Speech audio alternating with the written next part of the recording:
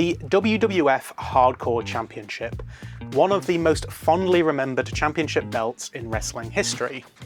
What started off as a joke soon became a staple mid-card belt throughout the Attitude Era. Now, I like a championship that has actual significance.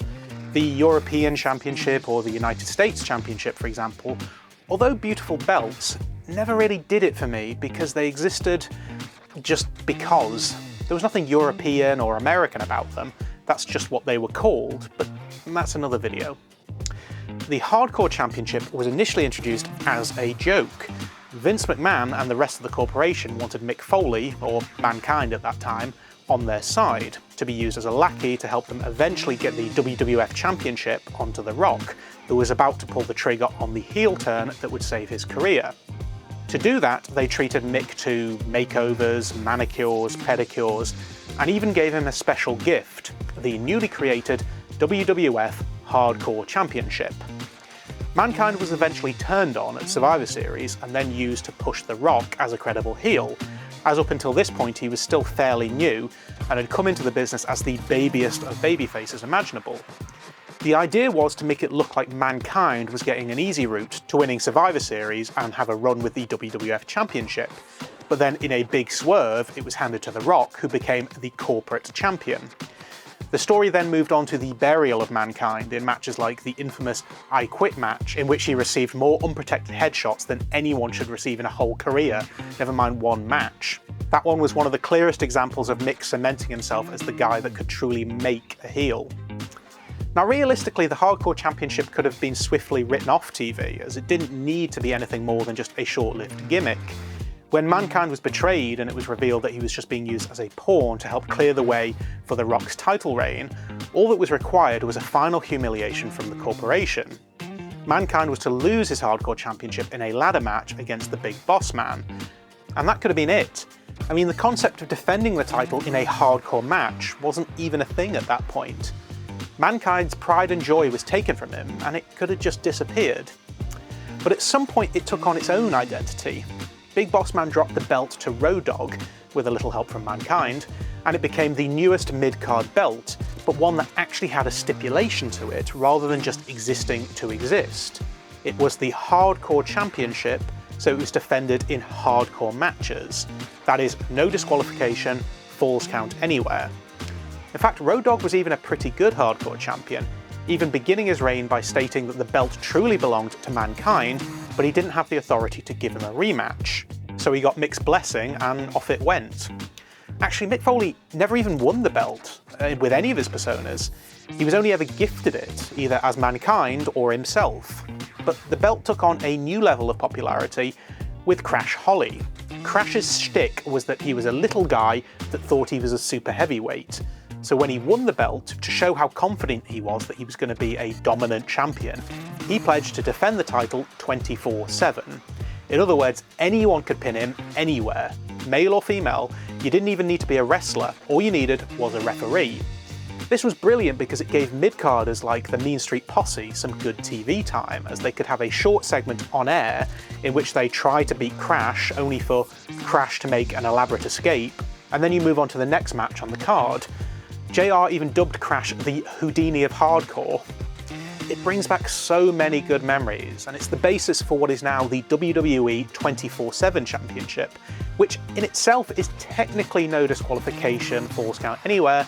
It's just more of a family-friendly version for the PG era. It also made for a perfect title to change hands at house shows as well, which traditionally didn't happen, as logically they were saved for TV. But the Hardcore Championship wasn't just a joke title. Beyond the 24/7 era, when more of the former ECW guys came over to WWF, it provided them with a platform to still keep the spirit of ECW alive. Guys like Raven and Rhino really showed what a good hardcore match could look like, as up to that point matches had been a bit hit and miss while WWF stars tried to adjust to a style that they weren't used to. So it kind of became the spiritual ECW title as well. Eventually, the original hardcore belt got so beaten up and disgusting that it was replaced, albeit for not very long, with a modified version of the European Championship that included a New York license plate and NYPD/FDNY patches. And when Bradshaw was the champion, he had what looked like a custom-made Texas Hardcore Championship belt. When the Attitude Era and the Invasion were left behind, so was the Hardcore title. It was unified with the Intercontinental Championship in 2002, and then officially retired and gifted to Mick Foley in 2003. However, that wasn't quite the end. You see, Mick was so good at making heels that even though he was technically retired, he would sometimes come back to kickstart someone's push, and he would normally do it in a hardcore match. The star-to-be would beat him at his own game and then be elevated as a credible heel. He did it with Randy Orton, and he did it again with Edge. But his feud with Edge was a bit weird, because after the match they went on to be all pally-pally, and Mick tried to bestow Edge with the very beaten-up title, only for Edge to decline the honour and declare them both co-hardcore champions. It was a bit weird, but technically they were the final WWE Hardcore Champions together. And with that, so ends a very brief history of the Hardcore Championship. A championship and a match stipulation that became so popular it was even copied in WCW, although very badly, and its legacy continues today with the much more PG-friendly 24/7 Championship. But anyway, we're here to take a look at the actual Hardcore Championship belt's design. We'll ignore Bradshaw's version and the weird New York version, and focus on the quintessential version that began and ended with Mick Foley. The belt is essentially a smashed version of the WWF Winged Eagle, that is the classic late 80s and early 90s WWF Championship, an example of which is hanging behind me. That was then used as the basis for the Big Eagle belts that served as the championship throughout the Attitude Era, and then beyond that, the Undisputed Championship as well. The belt debuted with Hulk Hogan in 1988 and went through various different versions before eventually being replaced when Stone Cold Steve Austin won his first championship 10 years later in 1998. It's one of the most iconic and easily recognised belts of all time, so the fact that it was used as a hardcore belt is a bit strange. But the idea may have come from an angle between Mr. Perfect and Hulk Hogan, where Perfect stole the belt and smashed it to pieces, not unlike when Billy Graham destroyed Bob Backlund's belt. Only this time, rather than tearing it apart with his bare hands, Mr. Perfect grabbed a hammer and went to town on it. Now, some people thought that was actually the belt that was used as the Hardcore Championship, but it's not. The pieces of that belt were collected by a referee, and he kept them in his personal collection before selling it off much later. Also, that was a dual-plated version of the belt, like mine here. Most people believe that the Hardcore Championship was a belt with replica plates that were broken and then glued and duct taped back together, although obviously not a Figures Inc. replica though. But I'm not too sure about that. It could have also been a belt that was used in house shows, for example. WWE will often have multiple versions of a belt that travel with the staging team as a prop to avoid too much wear and tear on the belts that are used in TV and photo shoots. Well, at least they do now. The state of some of the belts back then, it's hard to tell. In fact, now it's not unheard of for them to just grab a replica from the merch stands to use as a prop. But the version that was used for the hardcore belt was a later version of the Winged Eagle with the circular arch leather cut and all gold plates. Given the way that the belt was created, the nature of how hardcore matches worked, and also having to travel around for years, the belt itself got progressively rougher in condition, until the point where very few of the original plates remained attached to the leather by the time that the belt was retired. Which, to be fair, isn't surprising considering it seemed to be falling apart from the start and possibly wasn't intended to be used beyond the original bit with Mankind and the Big Boss Man. Honestly, I'm surprised that someone wasn't hurt from the shards of loose metal on the thing. As a result, the belt also progressively gained layers of tape until its original form was barely noticeable. In order to create a Hardcore Championship belt of my own, I needed to start with an era-specific Winged Eagle belt and then figure out where the breaks needed to be.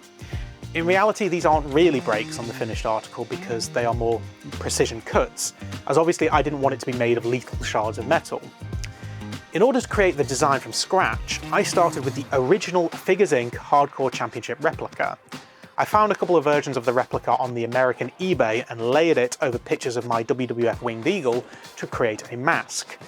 But I retained one of the sidebars, as this was on the original version of the real hardcore belt, even though it was missing on the replica and it got lost pretty quickly on the real belt. Now, since I started this process, WWE have released their own take on the hardcore belt, but this obviously uses WWE logos and it isn't TV accurate either, So it's a nice reference point now that I have my own, but it's not the yardstick with which to compare. But finding high-resolution pictures of the real belt isn't easy, as the promo shots are usually of later champions, when the belt was so beaten up it looked nothing like it initially did. And this later version seems to be how the original replica was modelled. There are one or two stock photos WWE often use, but I'm not really sure at what point in its life they were taken, or even if they're the original belt. Looking at images from when Big Boss Man first won the championship, the side plate near the male snaps looks intact, whereas the inner side plate was broken in half. Although it isn't consistent with this shot of the belt above the ring in the ladder match, where it looks like both plates on that side are broken. I think it was actually broken, but the pieces still fit together, so in certain shots it wasn't so easy to see, and then later the plates just spun around on the bolts, holding them in place. Either way, I think I prefer it with the plate still intact, as it's how it first appeared, and you can see more of what the belt used to be, as in the Winged Eagle. One of the biggest changes from its original inception to how it was used later on was the fact that the large remaining shard of the main plate stuck out to a dangerous degree, so there was soon a thick piece of strong black fabric tape used to keep it down, as obviously all the glue that was put on it initially didn't do anything. In this case, that's not really needed, as my belt is designed to be broken in the first place and it will be bolted down properly. At first, I thought there was no WWF logo either, again because it was missing from this shot, but I think in this case it was WWE photoshopping it out later, like they often do with old WWF logos post-name change. For example, even on the image from the ladder match, they've changed the writing on the tape to read WWE, not WWF. The logo plate is seen on the belt when Mankind is holding it, as well as with Road Dogg, and is also in the original footage from the Big Boss Man ladder match. Although when it fell off later in life, blue paint was added to where it had been, as it was with some of the other side plates. I don't think the blue paint was underneath it to begin with, I think it was just a feature that was added later on to make it look a bit more interesting, otherwise it would have resembled a leather strap after a while, rather than a wrestling belt. And with most versions of the Winged Eagle, the logo plate is actually thinner than the other plates, but personally I prefer the thicker plate, so that's what I was going to go with. One thing I wanted to avoid though was all the glue that had been used on the original belt, and I also wanted to avoid using too much paint. The original official replica went way overboard with the red paint when the actual belt only had a little bit. As it got older, blue paint was added, but some of the discoloration was also down to scuffs, as the brown colour of the leather that was underneath the black dye became more visible. I also needed it to have an original Winged Eagle belt tip, as the replica had a round one that was never used on any real belt. One thing that I wanted to be different was the original Hardcore Championship had no world banner, and that was shown on the original replica and also the new replica as well. There's some debate on whether all Winged Eagles had a stacked main plate or whether it was just some of them. I've watched closely at footage and pictures and I'm not really convinced either way. But I think I've decided that the original Hardcore belt is possibly either a version of this one held by Ric Flair or this one held by Bob Backlund. I'm leaning more towards the Backlund belt, as Flair's had a broken wingtip that the Hardcore belt didn't seem to have. I decided I wanted to keep the world banner because it made it more recognisable as a Winged Eagle. It's less authentic, but I prefer it. But ultimately there's no wrong way to do this, as it changed quite a lot over its life. So this was my concept design. I took liberties here and there, but I essentially kept both the logo plate and one side plate intact. I had two broken side plates, another missing side plate, and then a main plate that was split to mimic the official replica, only with one sidebar remaining, which is attached to its corresponding shard. It's arguably a lot neater than the original belt, but with this much work going into it, I wanted to get that balance between it looking broken and hardcore, but also something beautiful like the Winged Eagle was. I took it to Wackass, the same guy that made my dual-plated Winged Eagle, and he said he was up for the challenge. We exchanged messages back and forth, and he turned my design into a design to be etched. We had to work out how some of the plates were going to sit, as they weren't going to be glued like the original belt was, but I think we've done a good job with it. It took a little bit longer than was expected, but this is mainly due to the lockdown restrictions in Pakistan during the COVID-19 pandemic. Now, obviously this is pre-duct tape and spray paint, but here is my concept WWF Hardcore Championship. So let's take this to the bench and have a closer look at it. So the belt has the round cut leather rather than the shaped leather, the broken plates and the heavy tip. It's missing this plate here, but I'm not going to bother adding the holes where it would be. This plate is intact as it would be on a Winged Eagle. This one is partly there, and this one is split in two, but bolted in place so that it's secure.